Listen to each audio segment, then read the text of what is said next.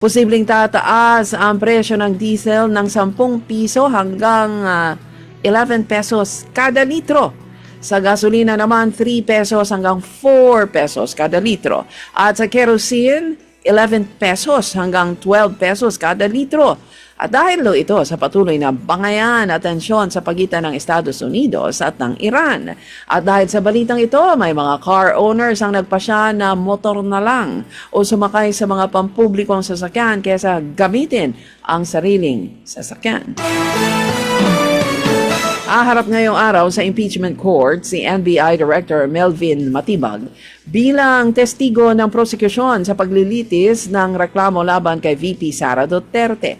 Sentro ng pagharap sa umano'y bilang pagtutuwid, sentro ng pagharap ni Matibag sa Senado ang kanilang investigasyon sa umano'y pagbabanta ni Vice President Sara Duterte laban kina Pangulong Ferdinand Marcos Jr. at sa kanyang pamilya. Ayon kay House Prosecutor Terry Redon, magpapasabog daw si Matibag sa Senado.